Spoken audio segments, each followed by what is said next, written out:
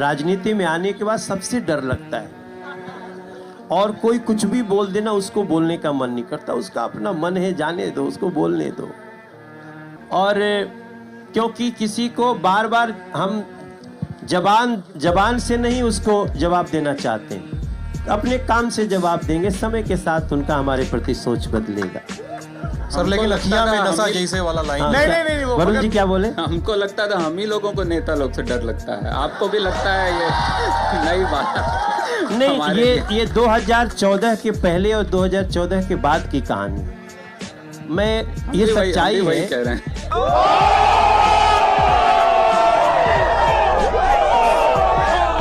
कि 2014 के बाद क्या कल्चर होता है ना सर। अब अगर हमारे पार्टी में, बीजेपी में, अगर किसी ने कोई ऐसी गलती की तो फिर उसका कोई माफी नहीं है साहब को। नहीं, वो एक आपकी पार्टी में बैटमैन है, बल्ला लेके दौड़े, अभी तक कुछ नहीं हुआ। बैटमैन है आकाश विजयवर्गीय, पार्टी से निकाल दिए गए? नहीं निकाले। नहीं। अरे भाई आप लोग जानो, क्या मनोज तिवारी लल्लन टॉप अड्डे पर ये कह रहे हैं कि आकाश विजयवर्गीय भारतीय जनता पार्टी के मेंबर नहीं है?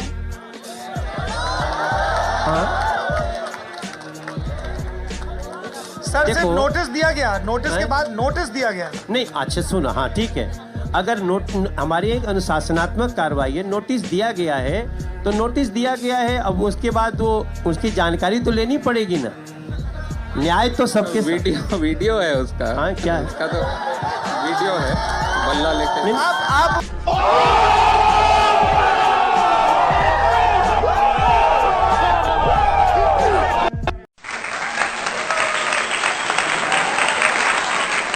दूसरी या तीसरी दफे आपसे मिल रहा हूँ, और हर बार मतलब मैंने देखा है जैसे आप गाने लिखते हैं, नेटफ्लिक्स के लिए आपने सीक्रेट गेम्स लिखा, इतना ज़्यादा पॉपुलर फिल्म लिखी, बेस्ट डायरेक्टोरियल डेब्यू मिला, डेब्यू पे नेशनल अवार्ड मिला। नीरज को मिला। नीरज जवान मैंने को लिखी थी आपने वो फिल्म लिखी। तो मगर आप में कोई शूशा नहीं है, तो एक फकीरी तो है आप में।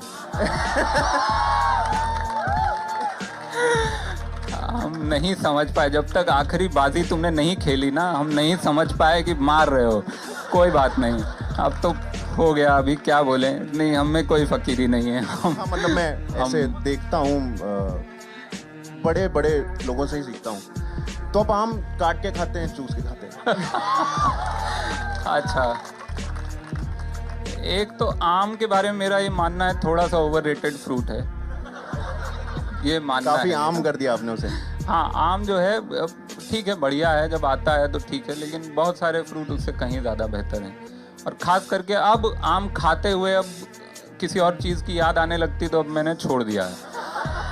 तो अब मैं अंगूर वगैरह, अब अगले साल अब हो सकता है अंगूर पे ही आ जाए कि अंगूर आप पिचका के खाते हैं कि साला। नहीं, ऐसे करके वो विलेन नहीं खाते थे फिल्मों में, वो मेरे को समझ नहीं आता था कैसे ये कोई अंगूर खाने का तरीका क्या है कि ऊपर से ऐसे कौन खाता है भाई। लेकिन फिल्मों में विलेन ऐसे अमरीश पुरी लेटा हुआ है, ऊपर से एक लड़की ऊपर से दे रही है, गले में अटक जाएगा भाई। पर वो खा रहे थे, वैसे तो हो सकता है ये भी पूछ लिया जाए अगले साल पर। अच्छा, और एक चीज और मैं जानना चाहता हूँ कि जैसे आपको कभी अननोन नंबर से कॉल आया, पहला थॉट क्या होता है? अमित शाह का तो नहीं है? उसका मैं वहाँ भी जवाब वैसे दे चुका हूँ, वही कि वो जो मेरे जो जॉन एलिया की 2 लाइनें हैं कि मेरे कमरे को सजाने की तमन्ना है तुम्हें, मेरे कमरे में किताबों के सिवा कुछ भी नहीं।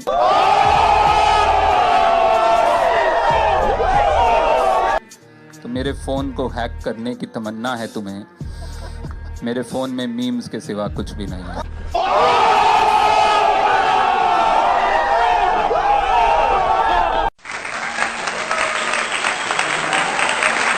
मीडिया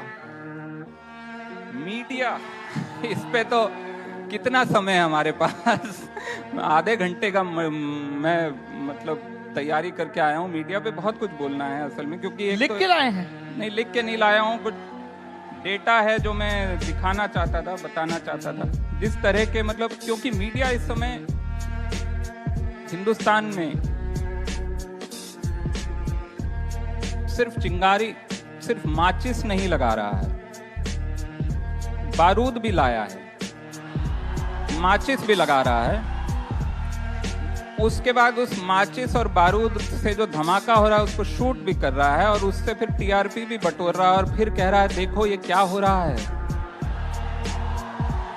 तो मुझे बहुत सारे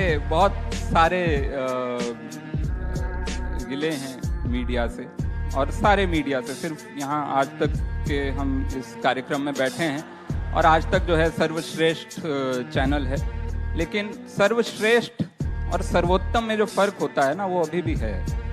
आप श्रेष्ठ जो है वो टीआरपी से हो जाते हैं लोग, लेकिन उत्तम होने के लिए जो क्वालिटीज़ हैं वो मुझे लगता है इस समय किसी भी चैनल में, और जो टॉप के 4 चैनल हैं जो कि हो सकता है अब तो लाइव चला गया, लेकिन आप बाद में एडिट कर दीजिएगा बाकियों के नाम, क्योंकि तारीफ हो या बुराई किसी और का नाम नहीं आना चाहिए।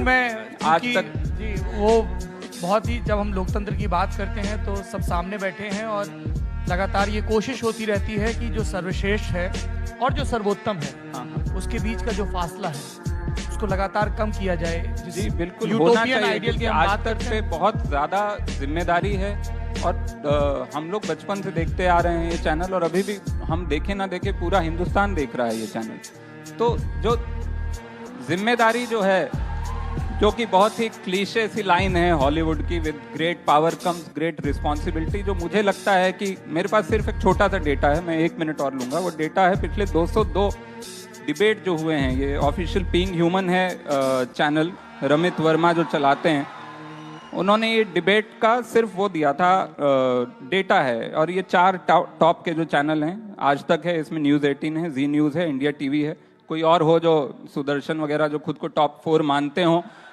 और उनका नाम इसमें नहीं ला पाया तो माफ़ी। लेकिन जो है पिछले 200 डिबेट में से, ये सिर्फ पिछले 200 डिबेट हैं, पिछले करीब 3 महीने के अंदर हुए होंगे, 4 महीने के अंदर हुए होंगे, उसमें पाकिस्तान पे 80 डिबेट हुए हैं, राम मंदिर पे 14 हुए हैं, बिहार में जो इतनी बड़ी बाढ़ आई उस पे सिर्फ 3 डिबेट हुए हैं, पीएमसी का जो इतना बड़ा स्कैम हुआ जिसमें हजारों लोगों का पैसा फंसा है उस पे सिर्फ 1 डिबेट हुआ, 1। बेरोजगारी जिसको लेकर बहुत सारे राज्यों में दिक्कत चल रही है, अक्सर आप देखते हैं सड़क पे युवा धरना दे रहे होते हैं, पुलिस उनको पीटती है, आंसू गैस छोड़ती है, जो भी अभी बचे हुए हैं इनके पास, और उस पे बेरोजगारी पे 0 डिबेट हुआ है पिछले 3-4 महीने में। हेल्थ पे, एजुकेशन पे, इंफ्रास्ट्रक्चर पे, महिलाओं की सेफ्टी पे 0 डिबेट हुआ है। एनवायरनमेंट, आप जहर में जी रहे हैं, और सिर्फ दिल्ली नहीं, आप बहुत खुश ना हो कि आप राजधानी में, बहुत सारे छोटे शहर, कानपुर है, बहुत बुरी हालत है, कोई कानपुर को पूछता नहीं है, वो कानपुर की बदकिस्मती है, लेकिन एनवायरनमेंट को लेकर कोई डिबेट नहीं हुआ है।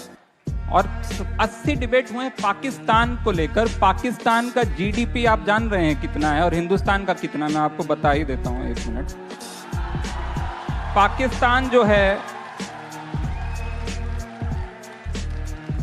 पाकिस्तान का जीडीपी है $273 बिलियन और हिंदुस्तान का है $2090 बिलियन। 2090 और 273 में आप फर्क देखिए। उस देश की कोई हैसियत नहीं है, उस देश की कोई जरूरत नहीं हमारे टीवी पे, लेकिन क्यों हर रोज 200 में से 80 बार पाकिस्तान की बात हुई है और अपने देश के मुद्दों पे कोई बात नहीं हुई है? क्यों है? इसका कोई कारण होगा, और वो कारण मैं जानता हूं। वो कारण ये नहीं, हम सबको पता है पाकिस्तान इररेलेवेंट है, सबको पता है, पाकिस्तान को खुद भी पता है। वो उनका ईगो बढ़ता रहता है कि इतना बड़ा देश जो हर मामले में हमसे कई 40 साल आगे है, हर चीज में, हेल्थ केयर, एजुकेशन, हर चीज में 40-50 साल हम उनसे आगे हैं। वो खुश होते होंगे देख के कि यहाँ का सबसे बड़ा चैनल जो है हम पे हर रोज बात कर रहा है, हमने ऐसा क्या कर दिया है, और हमको भी पता है।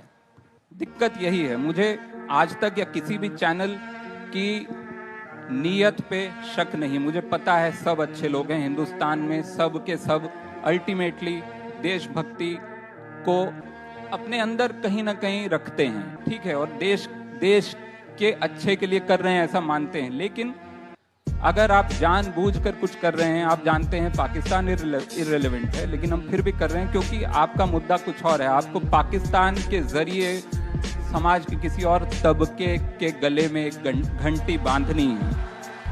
आपको टीआरपी चाहिए, आपको लग रहा है उससे टीआरपी मिल रही है और शायद मिल भी रही हो, और मैं मानता हूं कि सर्वश्रेष्ठ और सर्वोत्तम में वही फर्क है कि आप टीआरपी छोड़कर भी सच दिखा पाएं।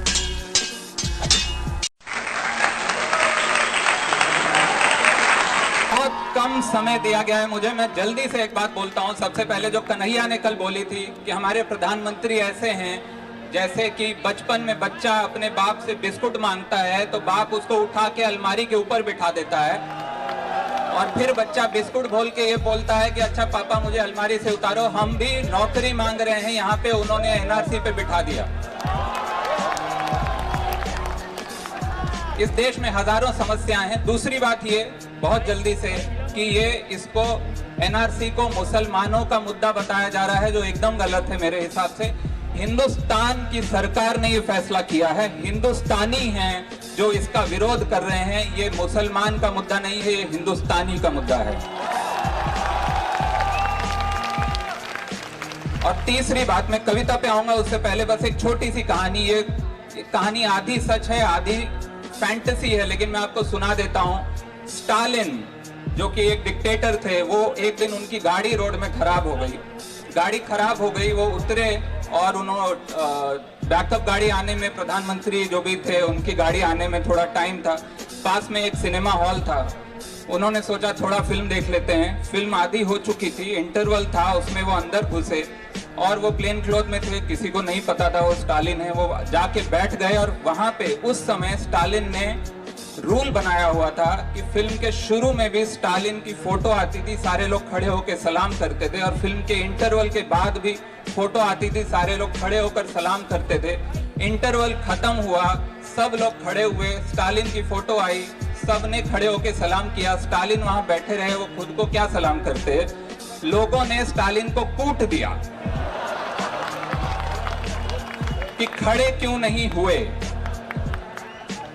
कहानी का मॉरल सिर्फ इतना है कि डिक्टेटर ये सोचते हैं कि वो दूसरों को कूट रहे हैं, एक दिन खुद कूटे जाएंगे। और अब मैं जाते जाते सिर्फ ही अपनी एक कविता सुना देता हूं आपको। हम कागज नहीं दिखाएंगे, तानाशाह आके जाएंगे, हम कागज नहीं दिखाएंगे। तानाशाह आके जाएंगे, हम कागज नहीं दिखाएंगे। तुम आंसू गैस उछालोगे, तुम जहर की चाय उबालोगे, हम प्यार की शक्कर घोल के इसको गट गट गट पी जाएंगे।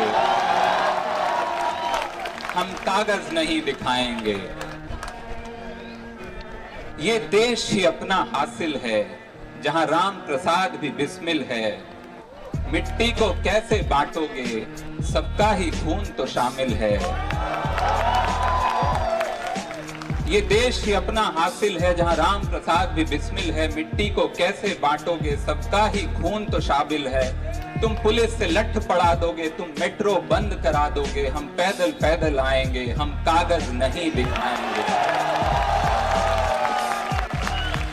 हम मंजी यहीं बिछाएंगे, हम कागज नहीं दिखाएंगे। हम संविधान को बचाएंगे, हम कागज नहीं दिखाएंगे। हम जनगण मन भी गाएंगे, हम कागज नहीं दिखाएंगे। तुम जात पात से बांटोगे, हम भात मांगते जाएंगे, हम कागज नहीं दिखाएंगे, हम कागज नहीं दिखाएंगे। शुक्रिया।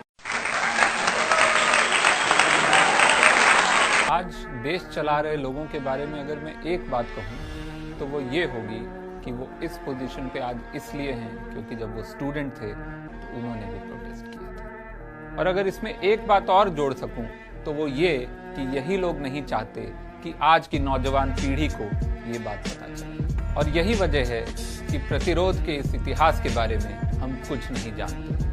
सरकार चाहती है कि इस देश का युवा ये मान ले कि प्रतिरोध करना राष्ट्रद्रोह है, एंटी नेशनल है और गैर लोकतांत्रिक है। हालांकि सच ये है कि भाजपा के कई बड़े वर्तमान नेता न सिर्फ इमरजेंसी के दौरान छात्र आंदोलनों का नेतृत्व कर रहे थे, बल्कि इमरजेंसी से पहले भी वो छात्र आंदोलन में सक्रिय थे, और उस स्तर तक जिसके बारे में आज का युवा सिर्फ सोच सकता है, बल्कि अब तो सोचने की भी इजाजत नहीं है। बल्कि ये कहना गलत नहीं होगा कि हमारी आज की राष्ट्रीय राजनीति और भाजपा खुद सरकार विरोधी आंदोलनों का ही नतीजा है। हमारे गृह मंत्री अमित शाह जी इस पर कोई ट्वीट तक नहीं करते हैं। वो चाहते हैं कि हम इमरजेंसी के बारे में जानें, लेकिन ज्यादा नहीं। 1973 से 1974 के बीच होने वाले इन छात्र आंदोलनों से भारत में कई जगह अराजकता फैल गई थी। यह आंदोलन छात्रों के छोटे छोटे मुद्दों से शुरू हुए, जैसे कि कैंटीन की कीमत, और बढ़ते बढ़ते इतने बड़े हुए कि छात्र सड़कों पर आ गए और पुलिस से भिड़े, और होते होते ये आंदोलन सरकार को गिराने जितने बड़े और सक्षम होते गए, खास करके बिहार और गुजरात में। और वे बस इतने पर ही नहीं रुके। उन्होंने स्वतंत्रता सेनानी जयप्रकाश नारायण के नेतृत्व में संपूर्ण क्रांति का नारा दिया। 1974 में अरुण जेटली ने पटना और अहमदाबाद की यात्रा करके जेपी आंदोलन का समर्थन किया, जिसमें छात्र एक निर्वाचित सरकार के खिलाफ बवाल काट रहे थे, पत्थरबाजी कर रहे थे, यूनिवर्सिटी के दफ्तरों में आग लगा रहे थे और पब्लिक प्रॉपर्टी को डैमेज करके शहर बंद करवा रहे थे। इस साल के अंत तक अरुण जेटली को छात्र आंदोलनों की संयोजक समिति का राष्ट्रीय अध्यक्ष बना दिया गया। और ये मैं फिर से याद दिला दूं, सब कुछ इमरजेंसी से पहले हुआ। अरुण जेटली की प्रोफाइल से 1974 का वो साल गायब मिलता है। आज का मीडिया और खुद उनके पार्टी वाले इसे ऐसे पेश करते हैं जैसे सब कुछ जून 1975 में शुरू हुआ हो और उन्हें एक निर्दोष छात्र की तरह अचानक से ऐसे ही जेल भेज दिया गया। यही भाजपा का भी सच है। ये जानकारी पार्टी के आधिकारिक इतिहास में से भी गायब मिलती है। जेपी के छात्र आंदोलन का मजबूत आधार था एबीवीपी और जनसंघ, वही जनसंघ जिसका 1980 में भाजपा के रूप में नया जन्म हुआ। हालांकि पता नहीं क्यों मौजूदा सरकार अपने इस इतिहास को लेकर थोड़ी सी लज्जित दिखती है और इसे छुपाना चाहती है। भाजपा का दावा है कि मोदी सरकार ने कांग्रेस से कहीं ज्यादा विरोध प्रदर्शनों का, खास करके जिसे ये सरकार भटकाव कहती है, युवा का भटकाव, इसका ज्यादा सामना किया है। लेकिन सच शायद ठीक इससे उल्टा है। कल्पना कीजिए कि छात्र महीनों तक सड़क पर निकलकर केंद्र सरकार को गिराने के लिए आंदोलन कर रहे हों, एक केंद्रीय मंत्री की हत्या हो चुकी हो, एक जज ने प्रधानमंत्री को संसद से अपदस्थ कर दिया हो, और सिर्फ अपदस्थ नहीं कर दिया हो, उनके चुनाव लड़ने पर भी पाबंदी लगा दी हो। ये सब हुआ था इंदिरा गांधी के खिलाफ। इमरजेंसी की ये परिस्थितियां थी। तो ये सब वो परिस्थितियां थी जिसमें इमरजेंसी लगाई गई। और सच ये है कि पिछले 6 सालों में मौजूदा सरकार के खिलाफ कश्मीर के बाहर कोई भी ऐसा विचलित करने वाला विरोध प्रदर्शन नहीं हुआ है जैसा इंदिरा गांधी को इमरजेंसी के पहले झेलना पड़ा था। जेपी इसे युवा शक्ति कहते थे। संघ ने इसी युवा शक्ति का प्रयोग कभी कांग्रेस के खिलाफ प्रदर्शन करने और सत्ता पर अपनी पकड़ मजबूत बनाने के लिए किया था। और आज वही युवा शक्ति संघ और बीजेपी को चुनौती दे रही है। इसीलिए मोदी को हिंदू दक्षिणपंथी इंदिरा गांधी भी कहा जा सकता है। और वो आज उसी गुस्से से भरे युवा से डरते हैं जो वो कभी खुद थे। और सच भी है, पोजीशन ऑफ पावर में होने वाला हर इंसान डरता है कभी कभी अपने ही अतीत। और यही कारण है कि हमें सरकारों के विरोध प्रदर्शन का इतिहास नहीं पढ़ाया जाता। हम आधुनिक भारत के इतिहास में 1947 तक के तो बड़े बड़े आंदोलनों के बारे में सब कुछ पढ़ते हैं, लेकिन उसके बाद हमें सिर्फ युद्धों का इतिहास बताकर चुप करा दिया जाता है। हमें मूल्यों, सेवा और मताधिकार की शिक्षा दी जाती है, लेकिन विरोध हमेशा से होते रहे हैं और वो भी हमारे इतिहास का उतना ही अभिन्न हिस्सा हैं जितने वो युद्ध जो हमने अपने देश की रक्षा के लिए लड़े। जैसा कि खुद आज की सरकार अपने एक्सपीरियंस से जानती होगी, सभी आंदोलन विवेकपूर्ण और संतुलित नहीं होते। जेपी आंदोलन के सभी पहलू लोकतांत्रिक नहीं थे, लेकिन जैसे युद्ध का इतिहास पढ़ाते वक्त आक्रामकता का और आत्मरक्षा का फर्क हमें समझाया जाता है, वैसे ही आंदोलनों का इतिहास जानकर हम अपने राजनीतिक जीवन में ये सीमाएं तय कर सकते हैं, ये समझ बना सकते हैं। वाह क्या सीन है। आप क्रोनोलॉजी समझ लीजिए। किसी भी विषय पर बोलो तो सिर्फ और सिर्फ झूठ बोलो, एक ही काम, झूठ बोलो, झूठ बोलो, झूठ बोलो।